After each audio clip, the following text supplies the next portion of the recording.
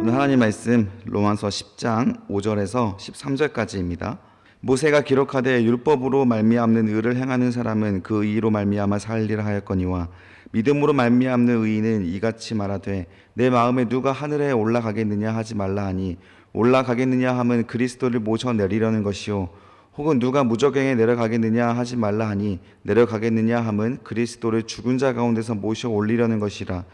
그러면 무엇을 말하느냐? 말씀이 내게 가까워 내 입에 있으며 내 마음에 있다 하였으니 곧 우리가 전파하는 믿음의 말씀이라. 내가 만일 내 입으로 예수를 주로 시인하며 또 하나님께서 그를 죽은 자 가운데서 살리신 것을 내 마음에 믿으면 구원을 받으리라. 사람이 마음으로 믿어 의에 이르고 입으로 시인하여 구원에 이르느니라.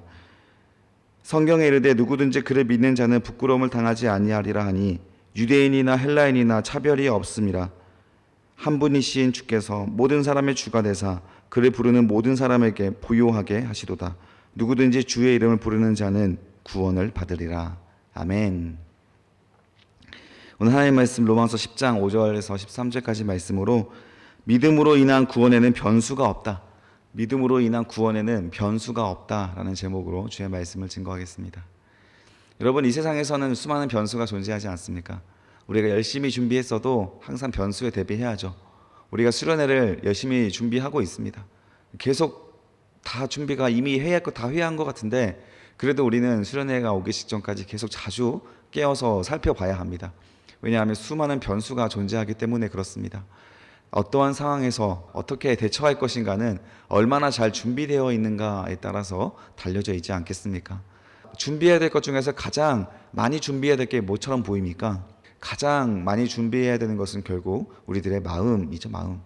이 마음이 준비가 되어 있으면 사실 어떤 당황스러운 사건이나 어떤 예상치 못한 변수가 발생했을 때에도 그 마음을 지키고 상황을 잘 대처할 수 있는 지혜가 있기 마련이지만 마음이 준비되어 있지 않았을 때 우리는 쉽게 무너지는 것을 보게 됩니다.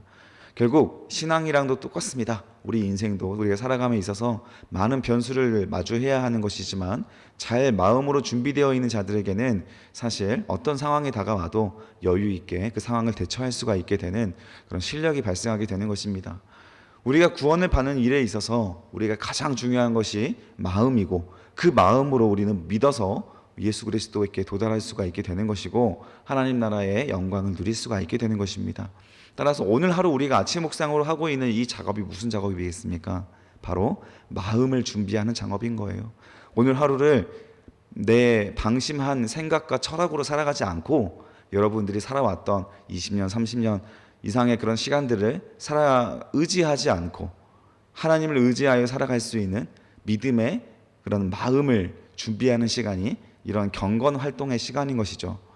그래서 예수님과 더 친밀하고 하나님과 더 가까이서 우리가 어린아이처럼 살아갈 수가 있으려면 말씀과 기도와 찬양으로 날마다 하나님께 나아가야만 우리가 일상생활에서 우리의 몸으로 이렇게 하나님께 실천해 나갈 수 있는 신앙의 실천도 연결되게 되는 것이죠.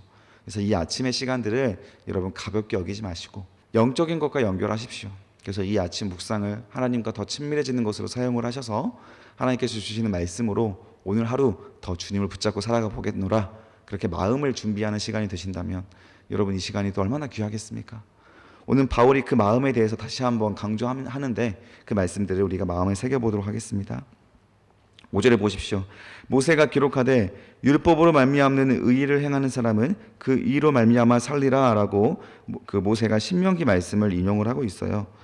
그 모세가 율법으로 말미암는 의를 행하는 사람은 이라고 말했을 때 이 모세를 언급한 이유가 율법이라고 하는 것을 쓴 사람이 모세잖아요. 모세가 창출 내미신 5권을 기록을 하였습니다. 이 율법서를 통해서 우리는 하나님께서 우리에게 명령하신 613가지의 명령을 알게 됩니다. 그 이 율법을 통해서 우리는 거룩해질 수 있는 방법을 하나님께 주신 지혜로 알게 되었는데 이것을 기록한 사람이 모세였다라는 것이죠. 그 모세가 기록했던 것은 그 율법으로 말미암는 의를 행하는 사람, 동그라미 주세요. 행하는 사람은 그 의로 말미암아 살 것이다라고 모세가 우리에게 기록을 했다는 것이죠. 자, 그리고 6절에 보니까 믿음으로 말미암는 의인은 이같이 말하되 내 마음에 누가 하늘에 올라가겠느냐 하지 말라 하니 올라가겠느냐 함은 그리스도를 모셔 내리는 것이요. 자, 믿음으로 말미암는 의인은 우리가 믿음으로 말미암아 구원이 얻지 않습니까? 그래서 이 믿음으로 말미암는 의는 앞에 말했을 때 율법으로 말미암는 의가 있었잖아요. 거기에 대조되는 표현이겠죠. 그래서 믿음으로 말미암는 의에서 우리는 구원을 얻을 수 있지, 율법으로 말미암는 의에서는 우리의 죄만 확인할 뿐이다. 거기에서 우리의 구원의 길이 없었다라고 하는 거 지난 시간에 살펴봤습니다. 오늘 여기에서 믿음으로 말미암는 의, 결국 우리의 구원이 성패가 결정되는 그 의이 있죠. 여러분들이 오늘 행복하게 살아가냐, 하나님 뜻대로 살아가냐, 아니면 여러분들의 생각과 뜻대로 살아가냐, 불행하게 살아가냐, 이 대조점입니다, 여러분. 이 정도의 대조점에서 우리가 인생을 성공할 수 있는, 그래서 하나님 뜻대로 살아갈 수 있게 하는 믿음으로 말미암는 의, 결국 여기거든요, 여러분. 우리가 붙잡아야 할 게 이 믿음으로 말미암는 의가 그러면 우리에게 무엇을 말하느냐? 뭐라고 말합니까? 너의 마음, 동그라미 쳐주세요. 너의 마음에 누가 하늘에 올라가겠느냐 하지 말래요. 이거 무슨 말이겠습니까? 예수 그리스도의 승천을 말하겠죠. 예수님께서 하늘로 승천하셔서, 승천하시기 전에 뭐 하셨습니까? 십자가를 지시고 죽으신 다음에 부활을 하셨죠. 부활과 하늘로 승천하는 것을 의심하지 말라는 거예요. 왜냐하면 우리도 나중에 부활하고 하늘로 올라가야 하는데 예수 그리스도께서 그렇게 승천했냐라고 의심하는 순간에 그 어떤 행위라고 합니까? 그리스도를 하늘에 있던 승천하신 예수를 다시 끌어내리는 행위라는 거예요. 부활을 인정하지, 아니 그 승천을 인정하지 않은 자들은 하늘에 계신 예수 그리스도를 인정하지 않은 행위라는 겁니다. 그래서 믿음으로 말미암는 의란 무엇이냐면 첫 번째입니다. 예수가 하늘로 승천하셔서 하나님 나라의 보좌에 앉아 계시다. 이것을 믿는 믿음이라는 거예요. 여기까지는 아직 와닿지 않죠? 그 다음 보겠습니다. 7절에 보면 혹은 누가 무저갱에 내리겠느냐 하지 말라 하니 내려가겠느냐 함은 그리스도를 죽은 자 가운데서 모셔 올리는 것이요. 자, 예수께서 무저갱이 무엇이었습니까? 요한계시록에 보니까 귀신들이 머물러 있는 감옥과 같은 곳이었잖아요. 그리고 여기서 구약에서는 또 죽은 자들이 머무는 어떤 수월 막 이런 곳으로도 해석되기도 합니다. 그래서 이 죽은 사망한 자들이 머문 곳, 아니면 귀신이 감옥에 있는 곳, 그곳을 예수님께서 끌어내려갔다라고 의심하지 말라고 하는 거예요. 예수께서 십자가를 지시고 완전히 죽으셨다라는 것을 의심하지 말라고 하는 겁니다. 그래서 어떤 분들은 그 자유주의 학자죠. 자유주의 학자라는 것은 그 이성으로 기적을 해석하는 거예요. 성경에 기록되어 있는 모든 기적들을 이성적으로 해석해 보는 겁니다. 그게 자유주의거든요. 예수 그리스도께서 이 죽으셨다고 부활한 것은 기적이지 않습니까? 그래서 이것을 믿지 않고 예수께서 아마 죽지 않았을 것이다. 십자가 6시간밖에 매달려 있지 않았냐. 아마 보통은 한 며칠을 매달려 있는데 예수께서 너무 빨리 십자가에서 내려왔다. 그래서 아마 위중한 상태였긴 했지만 죽지 않았다. 이렇게 말하는 사람도 있어요. 실제로 신학자들 중에서. 이렇게 의심하지 말라는 말이 성경에 기록되어 있잖아요. 그러면 우리는 뭘 믿어야 됩니까? 약간 중환자처럼 있다가 그냥 회복이 된 거에 더 믿음이 가지 않습니까? 3일 동안이나 죽었는데 3일 만에 살아가는 게 이미 피부가 이제 썩어가고 시작할 텐데 그때 살아난다는 게 더 믿기 어렵잖아요. 그러니까 믿기 편한 방식으로 우리가 믿는 겁니다. 예수께서 승천했다고 말하지 말고 그냥 이 땅에서 잘 먹고 잘 살다가 돌아가셨다고 해라. 예수님이 막달라 마리아와 결혼해가지고 그의 후손들이 아직도 살아가고 있다. 그 영화도 있지 않았습니까? 다빈치 코드에. 아무튼 그런 여러 가지 그 음모론도 있고 또 성경을 있는 그대로 해석하지 않고 믿음으로 해석하지 않고 그냥 이성으로 해석하려고 하는 그런 행위들을 말하는 거예요. 그래서 하늘로 승천했거나 완전히 죽었거나 이거를 부인하지 말라는 거예요. 그래서 만약에 예수께서 죽어서 부활한 것을 부인한다면 그것은 뭐라고 합니까? 그리스도를 죽은 자 가운데서 다시 모셔 올리는 거래요. 그래서 죽지 않았으니까 우리가 죽음의 문제가 해결이 안 됐다라는 것을 말하는 겁니다. 만약 이 말이 사실이라면. 8절입니다. 그러면 무엇을 말하겠느냐? 말씀이 내게 가까워 내 입에 있으며 내 마음에 있다 하였으니 곧 우리가 전파하는 믿음의 말씀이라. 밑줄 그어주세요. 바울이 지금 로마서를 기록하고 있는 가장 큰 믿음에 대한 핵심이 뭔지를 밝혔습니다. 그것이 무엇입니까? 말씀이 내 입에 가까워 내게 가까워 내 입에 있으며 내 마음에 있다 하였다. 그래서 이 예수님께서 죽으심과 부활하심과 승천하셔서 성령을 보내주시고 우리가 그 성령으로 인하여 믿음을 갖게 되었다.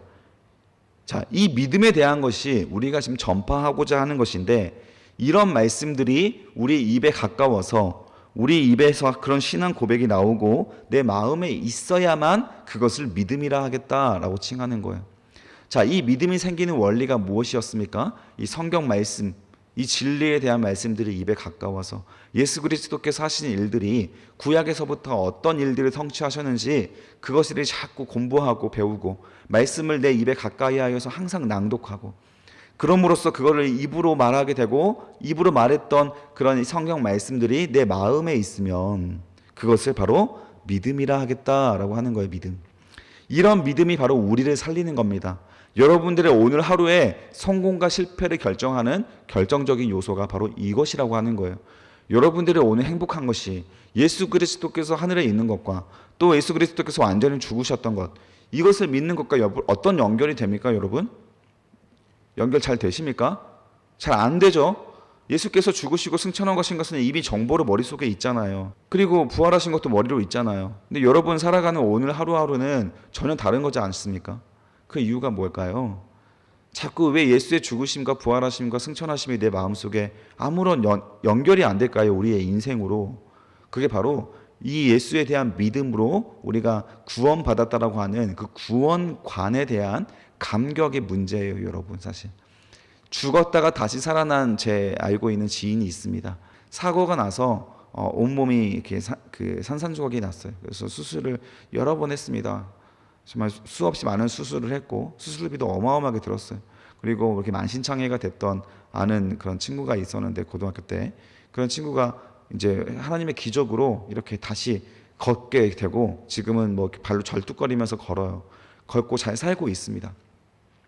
그 친구의 신앙 고백은 자기가 예수께서 자기를 다시 살게 하셨으니까 예수를 위해서 사는 것은 당연하다라고 하면서 굉장히 그 오랜 재활 기간 동안 신앙이 굉장히 아름답고 예쁘게 자라게 되었어요. 우리가 이 예수 그리스도께서 주시는 새로운 삶에 대한 감격이 그 정도 있지 않은 한 오늘 하루 예수께서 부활하시고 승천하신 이야기가 나에게 내 인생의 해답으로 다가오지 않아요. 그러면 어떻게 해야 돼요? 그 친구처럼 그런 죽다 살아나는 일을 경험을 해야 합니까? 그렇지도 않습니다. 그래서 이 말씀이 하나님께서 우리에게 주시는 말씀으로 오늘도 우리는 죽을 수 있어요. 오늘도 우리는 살아날 수 있습니다. 그 방법이 바로 말씀이 우리 입에 가까이 있는 거예요. 그리고 마음으로 내려오는 겁니다. 그때 그 믿음이 우리를 살리는, 우리가 죽었다가 다시 살아나는 그런 예수 그리스도를 통한 새로운 삶이 이해가 되기 시작을 하는 거예요. 그 구원의 감격이 오늘도 여러분 마음속에 있길 축복합니다. 여기는 말로 설명할 수가 없어요. 여러분들이 경험을 하시던가 말씀, 기도, 찬양으로 이것을 이해하기 위해서 정말 많은 노력도 해야 하는 것이고 하나님께 구해야 하는 것입니다. 그래서 예수를 만나는 사건이 중요하다고 했잖아요. 수련회가 중요합니다. 수련회도 막 이렇게 뭐 우리가 이것저것 성경만 공부하고 이런 거 한 것도 아니지만도 우리가 시간과 장소를 구별해서 말씀도 듣고 기도하는 그 시간이 예수께서 죽으셨다가 부활하심 그리고 승천하심, 이것이 나에게 갑자기 이해되는 순간이 대부분 수련회에서 오거든요. 구별된 장소와 시간이라고 하는 것에 대한 특징입니다, 여러분. 그래서 이 수련회를 많은 분들 초대하십시오.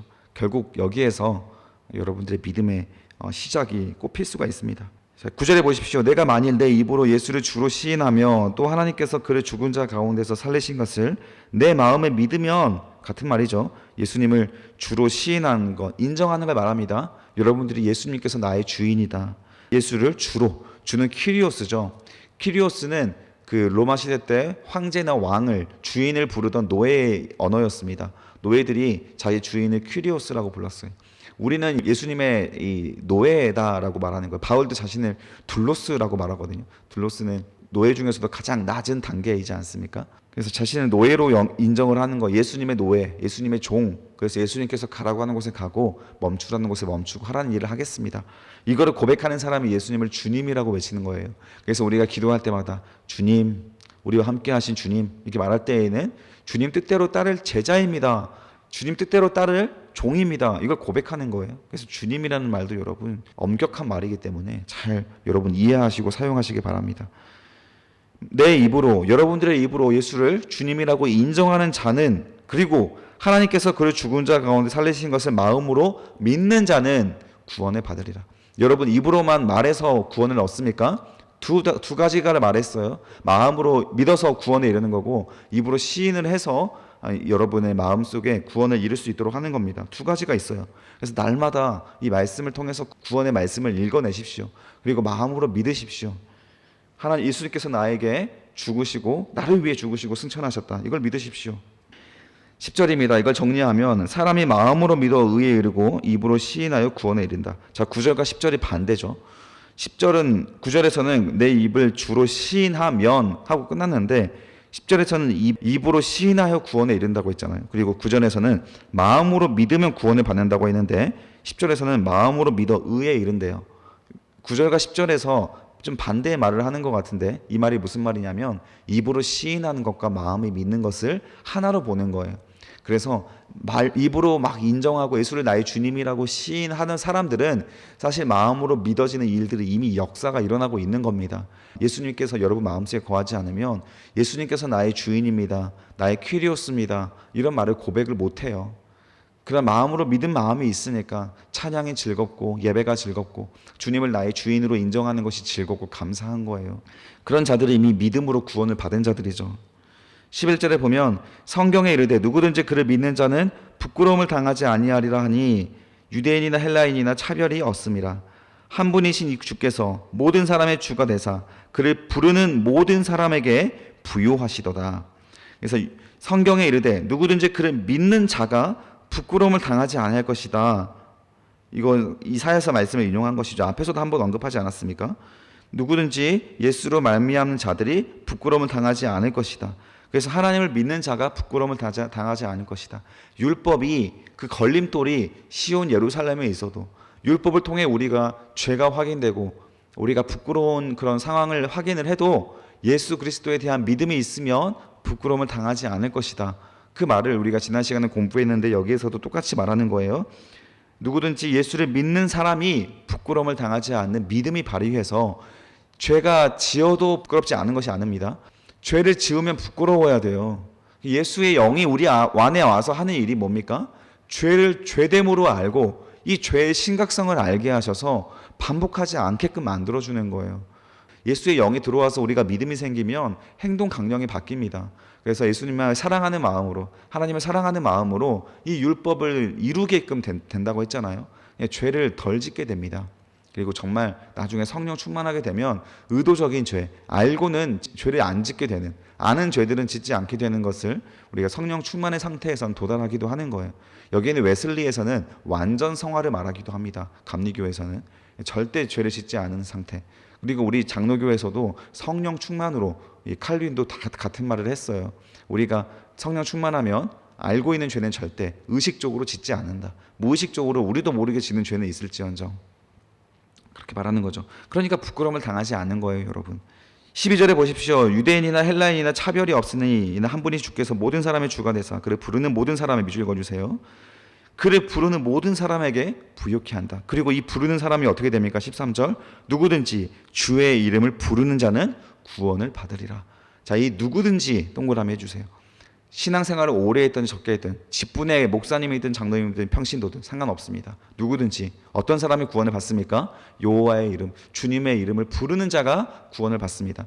그리고 여기 옆에다 적어두십시오. 창세기 4장 27절 적어두시면 됩니다. 4장 27절에 여러분 그 에노스의 후손들이 여호와의 이름을 부르는 자들로서 구별되기 시작을 했어요. 여기에서 우리가 예수를 주로 시인하는 것, 입으로 주를 시인하는 것이 바로 이 주를 부르는 자와 연결된다는 것을 확인할 수가 있고요. 창세기 이미 시작부터 여호와를 부르는 자들이 등장하기 시작하는데 그들은 그 성경 공부하시는 분들은 알죠. 가인과 아벨의 후손에서 가인은 이제 뱀의 후손으로 흘러가게 되고요. 그리고 아벨의 후손 중에서 아벨의 손자죠. 에노스라는 사람이 있는데 에노스 때 비로소 여호와의 이름을 부르더라라는 말이 창세기 4장에 나옵니다. 그래서 이때부터 하나님의 이름을 부르는 자들과 뱀의 이름을 부르는 자들, 그래서 뱀의 후손들과 하나님의 후손들이 흘러가기 시작을 하는 거예요. 그래서 성경 곳곳에 보면 아브라함도 그랬고 야곱도 그랬고 여호와의 이름을 부릅니다. 다윗도 그랬고요. 여호와의 이름을 부르는 자라고 하는 칭호가 곳곳에 등장하게 돼요. 오늘날은 예수 그리스도를 우리가 통해 구원받았을 때 어떤 상태가 됩니까? 여호와의 이름을 부르는 자의 상태가 되는 거예요. 이게 바로 예수님을 시인하는 겁니다. 인정하는 거예요. 어떤 사람이 여호와의 이름을 부를 수가 있습니까? 세상의 세속적인 것과는 정반대의 하나님의 뜻에 따라 순종하며 걸어가고자 하는 믿음이 있는 자들, 결단이 있는 자들이 여호와의 이름을 부르는 거예요. 여러분들이 오늘 예수 그리스도께서 여러분을 위해 죽으시고 승천하셔 여러분과 함께 하심으로 구원을 이끌어 가신다는 것이 믿어졌을 때 여러분들의 입술은 여호와를 부르는 입술이 됩니다. 그때 여러분들에게 이 마음으로 믿어 마음의 할례를 받아 죄를 멀리하게 되고 구원이 그 믿음으로 인한 구원이 여러분들의 오늘 하루를 방향도 바꾸고 하루의 내용도 바꾸고 색깔도 바꾸고 하루를 영향력 있는 하루, 농도가 짙은 하루로서 전혀 다른 하루를 살아가게끔 만들어주는 거예요. 오늘 하루 이 믿음이 여러분들에게 필요하고 저에게 필요합니다. 이 믿음을 가지고 오늘도 살아가시길 바라요. 어떤 믿음이라고요? 예수께서 죽으시고 우리를 위해 승천하신 것, 그리고 우리와 함께 하심으로 우리를 구원하시는 것, 이것을 입으로 인정하고 마음으로 믿는 것, 이걸 말하는 겁니다. 이것이 여러분들의 하루를 바꾸는 거예요. 오늘 그 믿음의 역사가 일어나시길 바랍니다. 이것만 있으면 성경의 모든 것들을 이룰 수 있는 실력이 생기고, 이것만 있으면 어떤 사탄마귀도 여러분들에게 다가갈 수가 없어요. 그 믿음이 바로 핵포탄과 같은 믿음이거든요.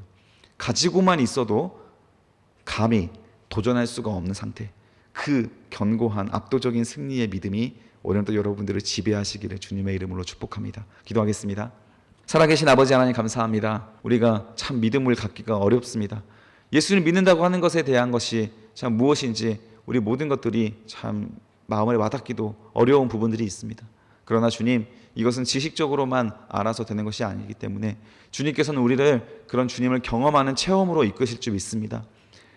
입으로 주님을 인정하고 마음으로 믿고 싶사오니 오늘 하루 그래하여 그 믿는 믿음이 우리의 하루를 이끌어가길 원하오니 주님 도와주시옵소서. 우리 만나주시고 이끌어주시고 오늘도 우리 성령으로 충만케 하셔서 죄를 짓지 않는, 부끄러움을 당하지 않는 하루가 될 수 있도록 역사해 주시옵시고 사탄마귀 대적하지 못하는 견고한 믿음의 하루가 될 수 있도록 함께하여 주시옵소서. 이미 그 믿음을 가진 자들은 그 믿음을 잃어버리지 않고 흔들리지 않게 주님과 동행하는 기쁨을 누리는 하루가 될 수 있도록 주여 역사하여 주시옵소서. 감사드리며 예수님의 이름으로 기도드립니다. 아멘.